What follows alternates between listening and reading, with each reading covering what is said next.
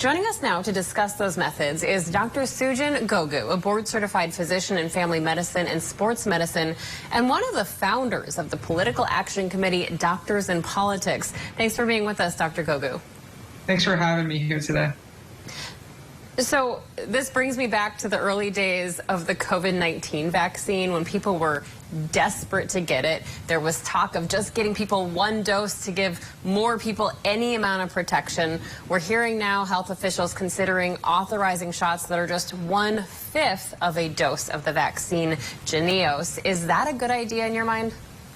Yeah, if the studies do show that it's effective, I do think it's a good idea. I think most vaccines that we do give are intramuscular or subcutaneous. What they're really talking about with the Jynneos vaccine is allowing to give this intradermally. And really, the reason why we're considering giving it intradermally is because really the skin has special cells that are called dendritic cells. And they're really able to stimulate a good immune response. But right now we're going through studies to really see, are we getting a good enough response with 1/5 of the dose? And if we are, I think it'd be a great option to do so. So that leads me into a question of why don't we have more vaccines administered this way if it's as effective in smaller dosage? Yeah, so it's used for vaccines such as the flu and rabies, already, but obviously, it has to be producing an effective response going this route. And so, we'll just have to see what the studies show. So this smaller dose, as you said, would be injected between layers of the skin. I've read that takes more expertise. So do you think we have enough people trained in this country to administer these intradermal shots? Yeah, I think that's going to be a challenge. Obviously, I think, previously, for example, when we were doing the COVID rollout, we almost had, pharmacy students giving it, pharmacists administering it. We had LVNs, medical assistants, obviously under the supervision, of a team. But I think this, doing it intradermally, I think it takes, a special way of doing it because you want to administer it properly. So I think that will be a challenge. But I do think, we can train people to give this properly.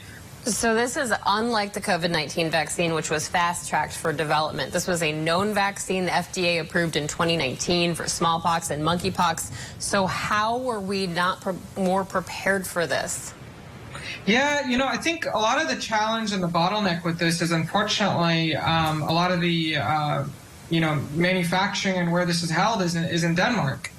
And we unfortunately need more of that manufacturing sites to be, all over the world, just not in the United States.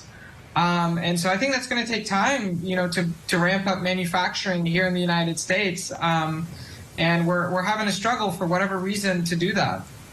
And Dr. Michael Osterholm, an infectious disease expert from the University of Minnesota, said without widespread vaccine availability, monkeypox cannot be contained. It feels like we've been here before, so what should we be doing until we see more vaccine doses available?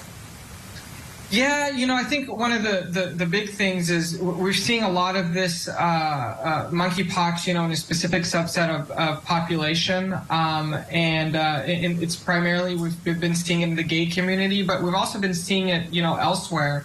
And I think it's just very important, right now that when you're in with close contact, with somebody that you might be having encounters with other people, that we really try to limit those a little bit during the short time until we get more containment of monkeypox.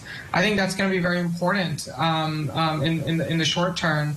I also think it's very important, that if you do think you suspect yourself of having monkeypox, that, you obviously quarantine yourself because if you're in close contact with somebody else, you could be spreading those lesions. So I think if you suspect yourself of being in close contact with someone or you suspect that you have this, that you need to quarantine yourself. And then also lastly, there are some places in the country that are administering this vaccine. So if you can get, access to it, I think it's very important that you do so. Recommendations we should know pretty well by now. Dr. Sujan Gogu, thank you so much for your time. Thank you.